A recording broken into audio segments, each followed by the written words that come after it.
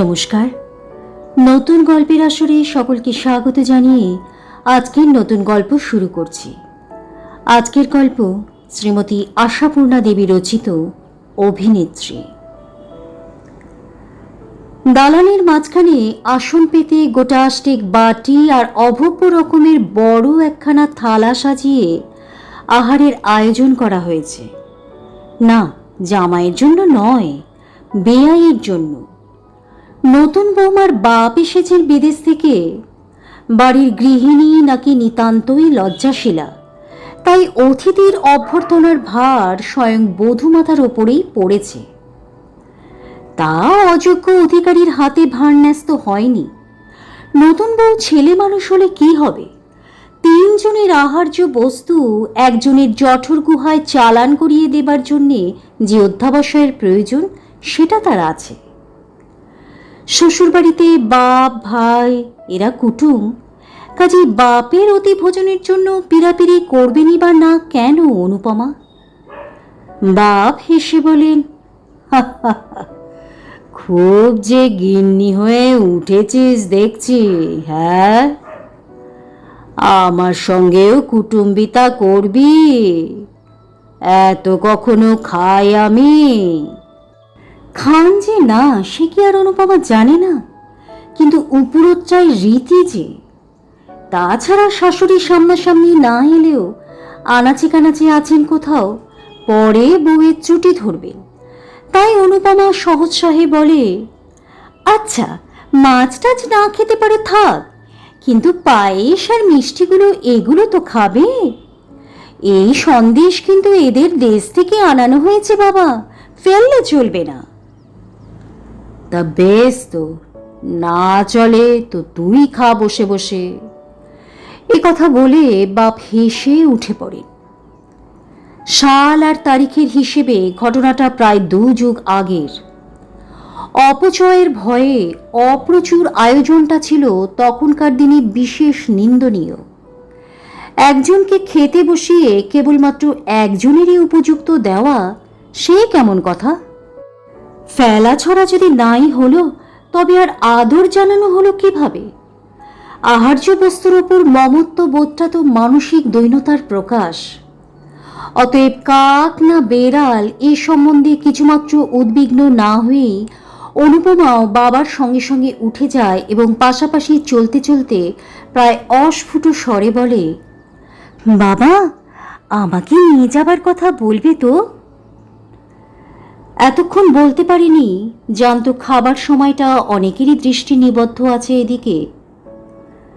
বাপ ও মেয়ের সঙ্গে স্বর মিলিয়ে বলেন, বলবো বলেই তো এসেছি। এবারে একলা ফিরে গেলে তোমার মা ঠাকুরনটা কি আর আস্ত রাখবেন আমায়? ভাবছি কাল সকালের গাড়িতেই নিয়ে যাব তোমায়। বউ বলে কথা, তাও আবার 2 যুগ আগের বউ। বাপের বাড়ি যাবার ইচ্ছে প্রকাশটাও তখন অমার্জনীয় অপরাধ ছিল।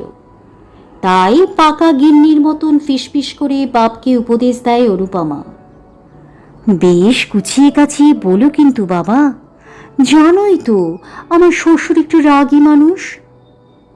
একটু বল যে বিলক্ষণ, চ্যাটাং চ্যাটাং কথা শুনলে না মেজাজ ঠিক রাখা যায় না। যাগে, এবারে যেমন করেই হোক বলে কয়ে। এরই মধ্যে অনুপমা বাপকে চোখ টিপে ইশারা করে চুপ করতে বলে। কোথায় যেন পায়ের শব্দ হলো। বাপের কাছে নিয়ে যাবার আবেদন করছে, এই অপরাধ ধরা পড়লে আর রক্ষে আছে? শাশুড়ি লজ্জাশীলা হতে পারেন, তা বলে এতদূর সহ্যশীলা তো নন। ঘণ্টাখানিক পরে সেই দালানেই শতরঞ্চির আসন বিছিয়ে আরো গোটা 4-5 বাটি ঘিরে থালা সাজিয়ে আহারে বসেছেন বাড়ির কর্তা। সামনে পাখা হাতে অনুপমা। ইনি কুটুম্ব না হলেও অনুরোধ আর উপরোধের মাত্রাটা ওঠে প্রায় কুটুম্বের পর্যায়ে। সেটাই রীতি। ছেলের বউ যত্ন আত্তি করবে, এই তো স্বাদ মানুষের। তা সে স্বাদ মেটাতে জানে অনুপমা। কর্তা বেশ খানিকক্ষণ খাওয়ার পর এক সময় মুখ তুলে যেন হঠাৎ মনে পড়ার ভঙ্গিতে বলেন, ও হ্যাঁ, ভালো কথা। তোমার বাবা যে নিয়ে যেতে চাইছেন তোমাকে। বাবার কথা বাদ দিন তো। একথা বলে পাখাটা জোরে জোরে চালাতে থাকে অনুপমা। বাদ দিলে আর চলছে কই গো? তিনি যে একেবারে নাছোড়বান্দা। মেয়ে নিয়ে না গেলে তোমার মা নাকি তাকে বাড়ি ঢুকতে দেবে না শুনলুম। দইয়ের ওপর চিনি দিতে দিতে অনুপমা যেন আগ্রহ ভরে বলে, ওই তো হয়েছে জ্বালা। মায়ের যে কি বাতিক! মেয়েকে দেখতে ইচ্ছে হলেই কান্না জুড়ে দেবেন। আচ্ছা, এ কি বাবার কি কম মুশকিল হয়? সেবারে অমন পুজোর সময় দিদির আসবার কথা ছিল, আশা হলো না বুঝি। ব্যাস, মার 7 দিন খাওয়া বন্ধ। পুজোর সময় কোথায় নতুন কাপড় চোপড় পরবেন তা নয়। আচ্ছা, সব সময় কি আশা বললেই আশা হয়? সংসারের সুবিধে অসুবিধে দেখতে হবে না? শ্বশুরের মুখের মেঘ কেটে ঈষৎ কৌতুকের বিদ্যুৎছটা দেখা দেয়। আমি তো তোমার বাবাকে কথা দিলাম। একথা বলে কর্তা পায়েসের বাটিটি নিজের কাছে টেনে নেন। অনুপমার মুখেও বিদ্যুৎ রেখা, কিন্তু সুকৌশলে তার উপর একখানি নকল মেঘ ঢাকা দিয়ে হাতের পাখা নামিয়ে গালে হাত রেখে বলেন, সে কি বাবা, কথা দিলেন কি? মায়ের এই শরীর খারাপ, 2 দিন বাদে ঠাকুরঝি আসবেন, বামুন ঠাকুর দেশে যাব বলছে। দুশ্চিন্তায় যেন মুষড়ে পড়ে অনুপমা। তা বললে কি হবে? কথার পিছনে একটা ড্যাশ টেনে কর্তা জলের গ্লাসে 2খানা পাতিলেবু নিংড়ে তাড়িয়ে তাড়িয়ে জলটি খেতে থাকেন।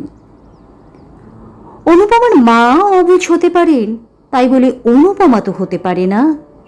সে নুনের পাত্র চিনির কৌটো গুছিয়ে তুলতে তুলতে বিচক্ষণভাবে বলে, এই সময় আমি হঠাৎ বাপের বাড়ি গিয়ে বসে থাকলে ঠাকুরজি কি মনে করবেন বাবা? আপনি বরং আমার বাবাকে ওই কথাই গুছিয়ে বলে দিন। না, তা হয় না বৌমা। একবার যখন হ্যাঁ বলেছি, তখন ত্রিভুবন উল্টে গেলেও তার নড়চড় হবে না। তবে আর কি করতে পারে অনুপমা? মাত্রাতিরিক্ত উজ্জ্বল মুখের ভাবটা ম্লান করে আনতে একটু বেশি সময় লাগে বলেই তৎপর হয়ে শ্বশুরের খড়ং, গামছা ইত্যাদি এগিয়ে দিয়ে তবে বলে, মুশকিল হলো। মাঝামাঝি হঠাৎ এখন নিয়ে যাবার যে কি দরকার পড়ল বাবার, বুঝিও না। এইদিকে শাশুড়ি মায়ের শরীরটাও আবার খারাপ। অনুপমার শাশুড়ি মায়ের নিটল দেহখানিতে কোনো রোগ বালাই আছে এমন অপবাদ তার শত্রুতেও দিতে পারবে না, কিন্তু অনুপমা দেয়। কর্তাগিন্নি উভয়েরই মনোরঞ্জনের ওই এক উৎকৃষ্ট ঔষধ। পরবর্তী সিন দালানে নয় ঘরে, দিনে নয় রাত্রে। তারানাথকে ছেড়ে যেতে যে কি ভয়ঙ্কর মন কেমন করছে, সেই কথাই ছলছল চোখে বিশদভাবে বোঝাতে হচ্ছে অনুপমাকে। 2 কর্তা মিলে কথা পাকাপাকি করে ফেললেন, অনুপমা বেচারি করে কি? ওর তো এখন শুধু শুধু আর যাবার ইচ্ছে ছিল না।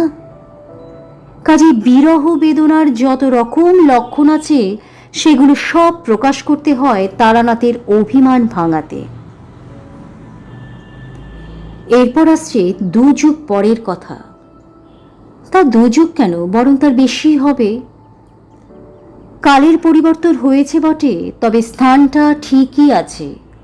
সেই দালানে, ঠিক সেই জায়গাটাতেই, সেই ভঙ্গিতেই বসে আছেন গৃহিণী অনুপমা। পাখা একখানা হাতে, মুখের গরমটা কিছুটা বদলেছে, গায়ের রঙের জেল্লাটাও গেছে কমে, তবে চুলে যে পাক ধরেছে সেটা এক নজরে চোখে পড়ে না। সামনে আহারে বসেছেন বর্তমান কর্তা তারানাথ। আসন আর বাসনগুলো বাপের আমলের, তবে আহারের আয়োজনটা নয়, তাতে এই যুগের শীর্ণতার ছাপ পড়েছে। অনুরোধ আর উপরোধের কাজটা ফুরিয়েছে গৃহিণীদের। সেই যুগের জলের দরের সঙ্গে এই যুগের অগ্নিমূল্যের তুলনা করে প্রতিদিনই নতুন করে বিস্ময় প্রকাশ করেন অনুপমা। সংসারে এই নবাবী চাল চেলে আর কতদিন চালাতে পারবেন তারানাথ তাই ভাবেন বসে বসে। ছেলেটি তো একেবারে লাট সাহেবের পুষ্যি পুত্তর হয়েছে, আর মেয়েটিও তেমনি বাদশার বেগম। ছেলে মেয়েদের কান বাঁচিয়ে অবশ্য বলেন অনুপমা, এখনকার ছেলে মেয়েদের তো আর বিশ্বাস নেই। কিন্তু খেতে বসে আজ আর বাজার দরের আলোচনা নয়। কর্তা রেগে আগুন হয়ে আছেন। অনুপমা নীরব। খানিকক্ষণ খাওয়ার পর হঠাৎ মুখ তুলে তারানাথ বলেন, তা কি নিয়ে এতক্ষণ বচসা হচ্ছিল বাবুর? বলা বাহুল্য উদ্দিষ্ট বাবুটি তারানাথের বয়স্ক বেকার পুত্র। আর বলো কেন, সেই দিল্লি যাওয়া, বন্ধুরা যাচ্ছে অতএব ওরও যাওয়া চাই। দিল্লি দিল্লি করে একেবারে ক্ষেপে উঠেছে ছেলে। ও এখনো সেই খোট ধরে বসে আছে? তা এক কথায় বলে দিচ্ছি, যাওয়া হবে না, ব্যাস। বলে তো আমিও দিয়েছিলাম গো, তা সে শুনলে তো? সেই তর্কই তো হচ্ছিল, কেন যাব না, গেলে দোষ কি, লোকে কি যায় না, নিষেধের একটা কারণ থাকা দরকার তো। এই সব পাকা পাকা কথা আর কি। বটে, নিষেধের কারণ থাকা দরকার। শোনো আস্পর্ধার কথা, তারানাথের অনিচ্ছাটাই তো যথেষ্ট কারণ, তাছাড়াও আবার কারণ দেখাতে হবে ছেলেকে। ক্রুদ্ধ তারানাথ বলেন, আমি ওর তাবেদার নই যে কারণ দেখাবো। একপাল চ্যাংড়া ছোড়ার সঙ্গে হইচই করতে যেতে আমি দেব না। টাকা রোজগারের বেলায় তো এই আমি, তবু যদি এক পয়সা আনবার মুরত থাকতো, চুল কাটার পয়সাটি পর্যন্ত হাত পেতে নিতে হয়, তবু কি তেজ, কথাই কওয়া হয় না ভালো করে। আমি যেন একটা কীটস্য কীট। অনুপমার কণ্ঠে অনুরূপ সুর। তা শুধু তুমি কেন, কাকে নয়, জগৎকেই যেন থোড়াই কেয়ার করে ওরা। তা তোমার আশকারাতেই তো এমন হয়েছে।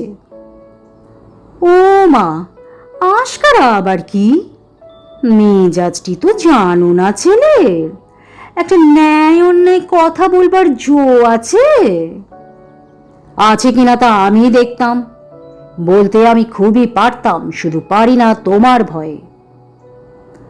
হঠাৎ 40 না অনুপমার মুখে এমন একটা রহস্যময় হাসি ফুটে ওঠে যেটা 24 বছরেই মানানসই। তবে উত্তরটা বয়সের অনুপাতেই দেন ভদ্রমহিলা।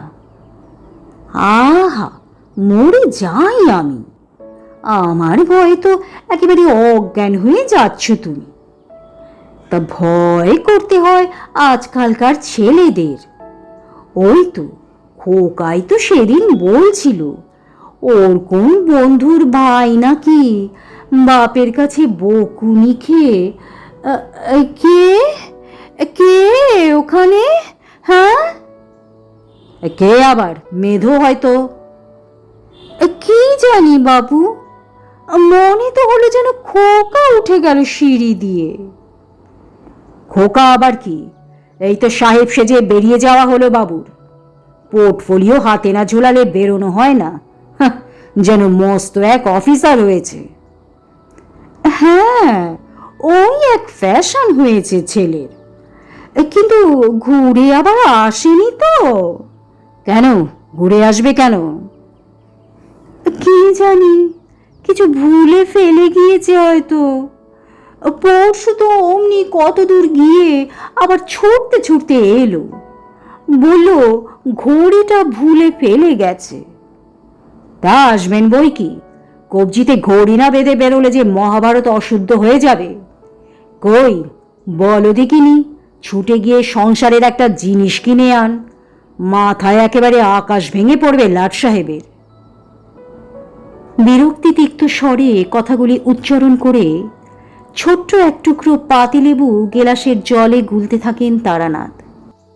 অনুপমা পতিদেবতার ওই ধারালো মন্তব্যটির পিঠোপিঠি বেশ ঘোরালো কিছু বলবার আগে একবার উঠে গিয়ে এদিক ওদিক ঘুরে নিঃসন্দেহ হয়ে এসে বসেন এবং এখনকার ছেলেরা লেখাপড়া শিখেও যে কত মুখ্য আর কত বাদর হয় তারই উদাহরণ দিতে তৎপর হয়ে ওঠেন। ভাগ্নে, ভাইপো, ভাসুরপো, বোনপো দেখছেন তো সবাইকে। অন্ধ স্নেহের বশে নিজের ছেলের বিষয়ে ছেড়ে কথা কইবেন এমন মুখ্য মা অনুপমা নন। তিনটে পাশ করে যে ছেলের নির্বিকার চিত্তে 2 বছর ধরে শুধু আড্ডা আর সিনেমা দেখে বেড়ায়, তার আবার পদার্থ আছে কিছু? কেন, উঠে পড়ে লেগে চেষ্টা করলে কিছু একটা জুটত না এতদিন? তবু তো বাপের একটু আসান হতো। দামি দামি আর ভালো ভালো আরো অনেক কথাই বলেন অনুপমা। ছুটির দিন, তাই খেয়ে তাড়াতাড়ি উঠবার তাড়া নেই তারানাথের। ধীরে সুস্থে খেয়ে উঠে পানের ডিবেটি হাতে করে বাইরের ঘরে চলে যান তারানাথ। ছুটির দুপুরে দাবার আড্ডা বসে পাড়ার হিমাংশুবাবুর সঙ্গে তার আবার আসবার সময় হয়ে এলো। অনুপমা ঠাকুর চাকর সকলের খাওয়ার দেখাশুনো করে সবে খেতে বসেছেন। এমন সময় মেয়ে শীলা নেমে এসে ব্যস্তভাবে বলে, ঠাকুর, উনুনে আগুন আছে তো, থাকে তো একটু চায়ের জল চড়িয়ে দাও তো চট করে। চায়ের জল? বেলা 1:30টার সময়? অনুপমা অবাক হয়ে জিজ্ঞেস করেন, এখন চা খাবি? শীলা বিরক্ত স্বরে বলে, আহ, আমি কেন, দাদার ভীষণ মাথা ধরেছে তাই। দাদা?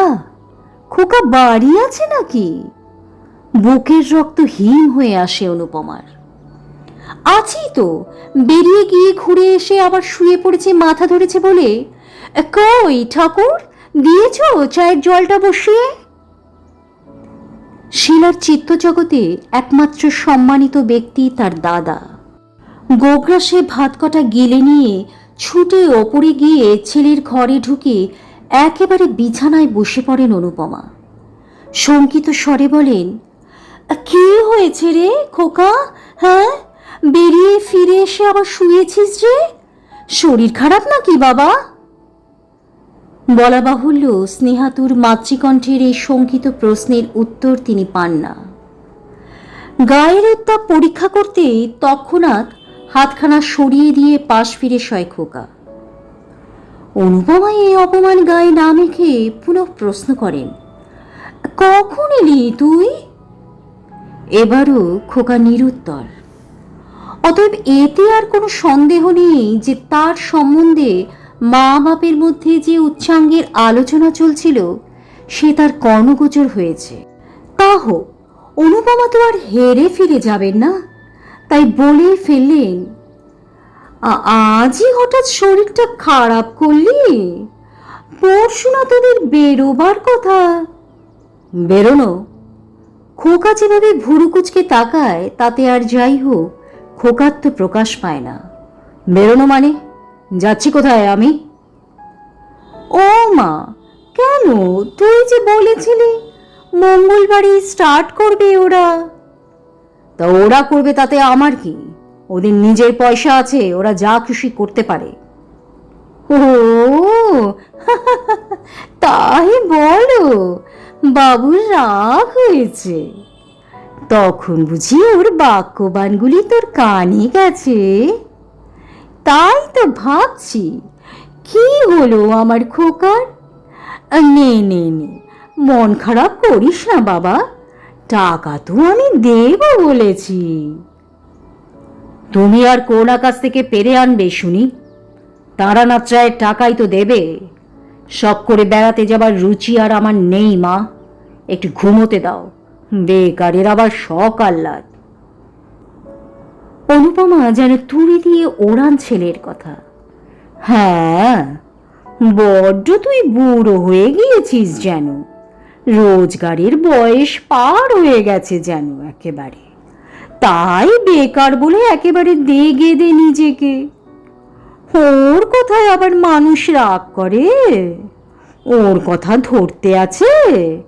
ওর কথার কোনো মাথা মুন্ডু নেই।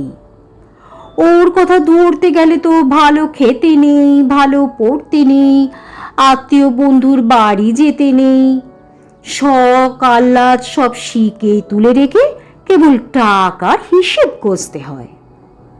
তাই উচিত মা, অন্তত যতদিন আমি ওর অন্ন ধ্বংস করছি।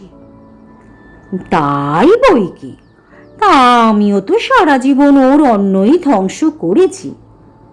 তাই সামনাসামনি দুটো মন রাখা কথা কয়ে যা তা বুঝিয়ে একটু ঠান্ডা রাখা, বুঝলি? তোর ঠাকুরদাও তো ছিলেন কি দুর্দান্ত রাগী।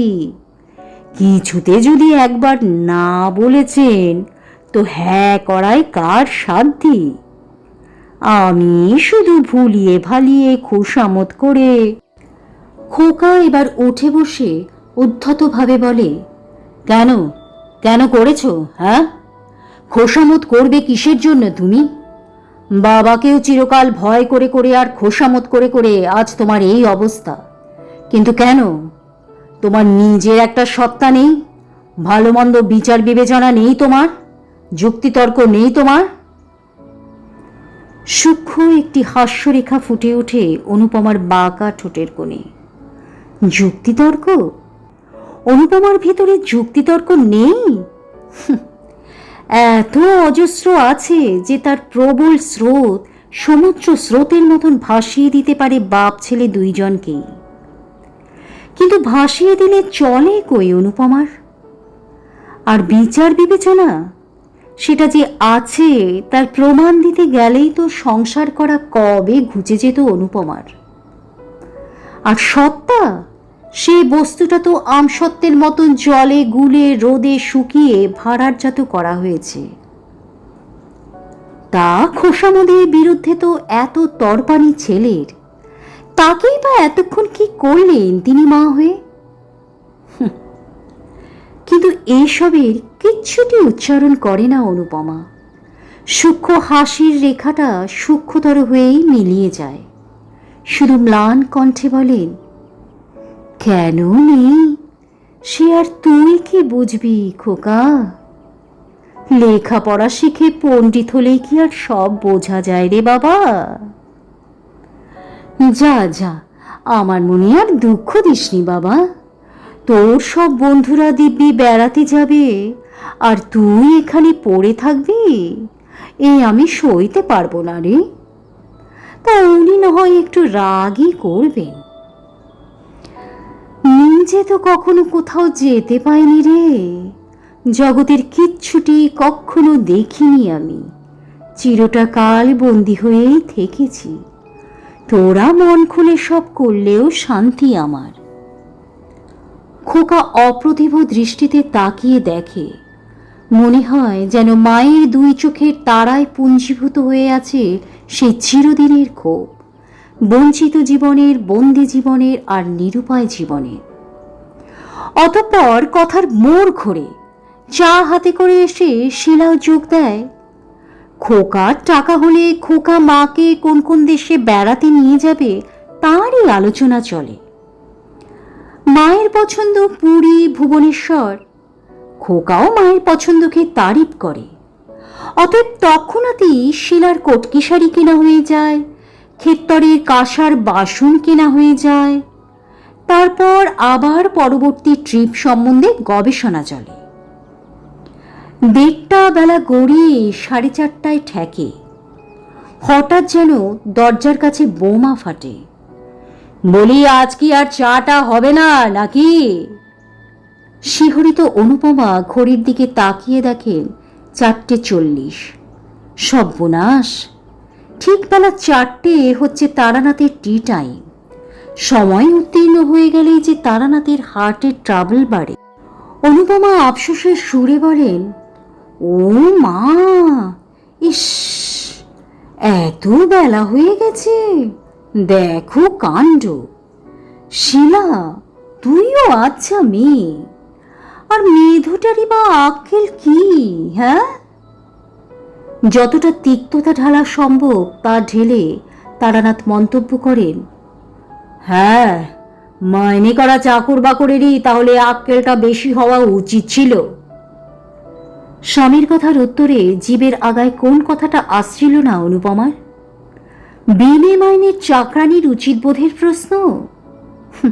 কি জানি, আসে না তো, কাজে বোঝা যায় না। শুধু স্বাভাবিক সুরেই বলে, এই দেখো না, ছেলেটা আবার শরীর খারাপ করে শুয়ে আছে, কে জানে জ্বর জারি হবে নাকি, যে দিনকাল পড়েছে। পরবর্তী সিন দিনে নয় রাত্রে, এ ঘরে নয় ও ঘরে।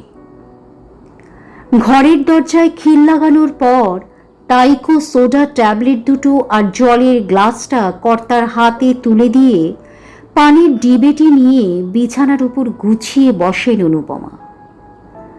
পানটি মুখে পুরে তারপর বলেন, কি বুকের কষ্টটা বেশি হচ্ছে না তো? তোমার তো আবার সময়ের একটু এদিক ওদিক হলেই। কি হলো, তাকানো নেই কেন? রাগ হয়েছে বুঝি? না, তোমাকে নিয়ে আর পারা গেল না। ছেলে মানুষের মতন রাগ আর অভিমানটা ঠিক আছে এখনো, আর ছেলেটাও হয়েছে তেমনি। বাপের আর কোনো গুণ না পাক, রাগ গুণটা পেয়েছেন 16 আনা। তা তখন তোমায় বললাম না খোকার শরীরটা খারাপ হয়েছে? না গো, শরীর নয় মোটেই, মেজাজটা খারাপ হয়েছে। ওই যে বন্ধুদের সব গোছগাছ হয়ে যাচ্ছে, তাই বাবুর মেজাজটা খাপ্পা। রেগে টেগে আমি হুকুম দিয়েছি যেতে। শেষটায় মন গুজরে থেকে সত্যি একটা রোগ বাঁধাবে। তা সুধীর শ্যামল সবাই যাচ্ছে যখন, যাক গিয়ে একবার। দিল্লি গিয়ে কি 4খানা হাত বেরোয় দেখি আমি। হ্যাঁ, একটা চাকরি জোগাড় করে আসতে পারে তবে বলি বুদ্ধি আছে। শ্যামলের মামা তো ওখানকার খুব বড় চাকুরে।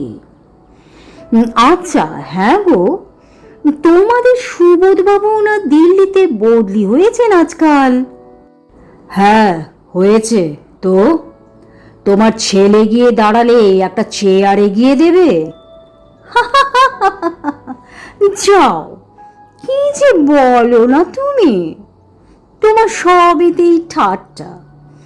সরো দেখিনি, একটু শুই ভালো করে। ওই যা, মশারিটা টাঙাবো ভাবলাম যে। রোসো টাঙিয়ে দি। থাক, আর লাগবে না। অনুপমার সদ্য বালিশে ফেলা মাথাটার উপর হাতের একটু চাপ দিয়ে তারানাথ বলে ওঠেন, হয়েছে হয়েছে, খুব হয়েছে, আর উঠতে হবে না। আজ হঠাৎ এত কর্তব্যজ্ঞানের উদয় কেন? না না, আজ তোমার শরীরটা ভালো নেই না। একথা বলে ব্যস্তভাবে উঠে বসেন অনুপমা। ততক্ষণে অবশ্য তারানাথ উঠে দাঁড়িয়েছেন। গোপের ফাঁকে মুচকে একটু হেসে বলেন, আচ্ছা, খুব প্রতিভক্তি হয়েছে। এই 27 বছরের মধ্যে কদিন মশারি টাঙিয়েছ? হ্যাঁ? অম্বলের রোগী তারানাথের সহজে ঘুম আসে না, কিন্তু সুদীর্ঘ দিনের কর্মক্লান্ত আর অভিনয় শ্রান্ত অনুপমা ঘুমিয়ে পড়েন মুহূর্তে। হয়তো অভিনয়টা নিখুঁতভাবে উতরেছে বলেই এত স্বস্তি। অভিনয়? হ্যাঁ, তাছাড়া আর কি। সুন্দর নিখুঁত অভিনয়, এত নিখুঁত যে অভিনয় বলে বোঝা অসম্ভব। কোনটা সত্য আর কোনটা কৃত্রিম। কিন্তু একা অনুপমাই বা কেন? নারী মাত্রে কি অভিনেত্রী নয়? অভিনয় ক্ষমতাই তো তার জীবনের মূলধন। জন্মগত সেই মূলধনটুকু সম্বল করেই তো তার যত কিছু কাজ কারবার। সেই মূলধন যার যত বেশি, তারই তো সংসারে তত বেশি প্রতিষ্ঠা, প্রতিপত্তি, সুনাম আর সুখ্যাতি। নদীর মতন আপন বেগে প্রবাহিত হতে চাইলে চলবে কেন তার? একদিক ভরাট করে তুলতে অপর দিকে ভাঙন ধরাবার মতন বোকামি তার নেই। দুটো কুলই সযত্নে রক্ষা করে চলতে হয় তাকে। রক্ষা করতে হয় তার সংসার, রক্ষা করতে হয় তার দাঁড়াবার ঠাঁই। অনাদরকে তার বড় ভয় তার অবহেলাকে। নাকি এ তথ্যের সবটাই ভুল, কোনোটাই তার অভিনয় নয়? চিরন্তনী নারী প্রকৃতির মধ্যে পাশাপাশি বাস করছে সম্পূর্ণ আলাদা দুটি সত্তা। এক হলো জননী, আরেক হলো প্রিয়া। নিজের ক্ষেত্রে সে স্বয়ং সম্পূর্ণা। মমতাময়ী নারী তার এই বিভিন্ন দুটি সত্তা বিশাল পক্ষপুটের আড়ালে সযত্নে আশ্রয় দিয়ে রেখেছে চির শিশু অবোধ পুরুষ জাতিকে। ছলনাটা তার ছলনা নয়, করুণা। এই করুণার আওতা ছাড়িয়ে ছলনার লেশহীন উন্মুক্ত পৃথিবীতে বেপরোয়া শিশু ভোলানাথের দলকে যদি মুখোমুখি দাঁড়াতে হতো, তবে কদিন লাগতো পৃথিবীটা ধ্বংস হতে? গল্পের শেষে লেখিকা ঠিকই বলেছেন, নারীদের ছলনাটা আসলে তার ছলনা নয়, তার করুণা। প্রকৃতির নিয়মে প্রত্যেক নারীদের কিছু গুণ আয়ত্ত করতে হয় তার নিজের সংসারকে বেঁধে রাখতে। সংসারে সকলের মন জুগিয়ে চলতে চলতে কখন যেন তার নিজের সত্তা হারিয়ে যায়, সে নিজেও বুঝতে পারে না। নমস্কার, আজকের গল্প এখানেই শেষ হলো। গল্পটি যদি ভালো লেগে থাকে প্লিজ একটি লাইক করে প্লিজ চ্যানেলটিকে সাবস্ক্রাইব করে পাশে থাকবেন। ধন্যবাদ।